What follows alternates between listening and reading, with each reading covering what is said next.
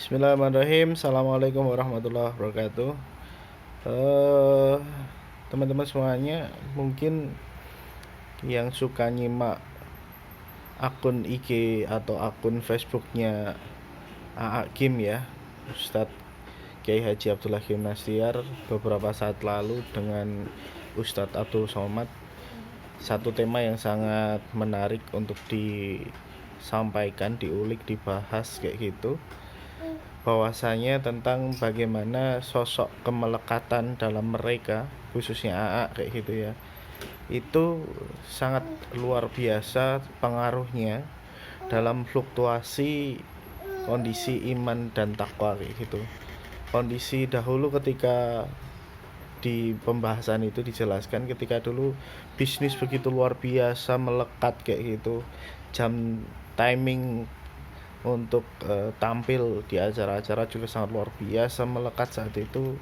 Kemudian Allah Subhanahu wa taala ngasih satu, bisa jadi teguran, bisa jadi ujian, bisa jadi hadiah juga kayak gitu, yaitu kasus masalah poligami dan gonjang-ganjing tentang rumah tangga Hakim kayak gitu. Dan akhirnya bisnis yang begitu melekat, jam terbangnya begitu melekat, popularitas yang begitu melekat, begitu disayang, begitu dekatnya dengan anak kayak gitu, langsung total berantakan, hancur kayak gitu. Dan sampai juga di cerita yang lain kayak gitu, AA begitu sayang dengan kuda kayak gitu ya, kemudian sangat melekat, sangat cinta banget dengan kuda. Tapi karena mungkin Allah cemburu dengan kedekatan itu, maka kuda dibuat sakit, kuda dibuat meninggal. Dan disitulah satu ilmu dasar bagaimana kemelekatan itu sebenarnya menjadi satu hal yang saya coba tarik ke ranah corona ini kayak gitu.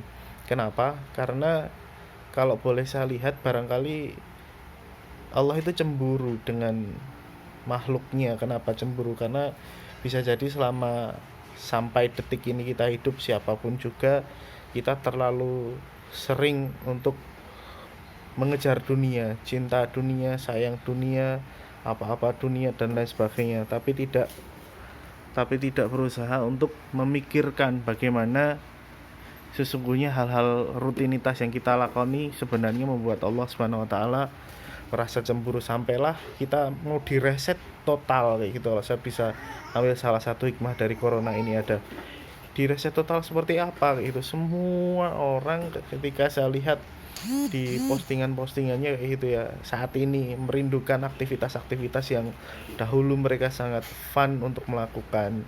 Cuman bisa jadi yang dilakukan itu kalau mau dimuhasabahi kayak gitu, keberkahannya, kadarnya itu tidak tidak bisa mendekatkan sama Allah, tapi malah jauh sama Allah kayak gitu. Nah, hal-hal itu sebenarnya sebuah bukti cinta. Kalau saya mengambil sudut pandang yang lain terhadap corona, ini saatnya kita mengevaluasi barangkali yang kita lakukan selama ini penuh dengan kemelekatan-kemelekatan, cinta-cinta kepada dunia, dan jarang untuk mengingat Allah Subhanahu wa taala. Nah, disitulah sesungguhnya semoga saja kita bisa mengambil hikmahnya, seperti yang dicontohkan oleh Nabi Yunus ketika masuk ke dalam paus, dalam perut paus kayak gitu. Yang disampaikan doanya sangat luar biasa. Beliau tidak meminta untuk bebas, beliau tidak meminta untuk bagaimana bisa keluar dari gelapnya yang ada di dalam perut itu, tapi yang beliau lakukan adalah bagaimana memuji Allah dengan sangat luar biasa. Selain memuji Allah, beliau juga memberikan satu pengakuan dosa, pengakuan kesalahan, bahwasanya dirinya adalah benar-benar hamba yang zalim, hamba-hamba yang tidak bisa menempatkan diri pada tempatnya sebagai seorang makhluk yang harusnya beribadah kepada Allah Subhanahu wa taala. Jadi sahabatku, teman-teman semuanya, bisa jadi yang kita harus bisa dapatkan sudut pandang yang lain dari corona ini.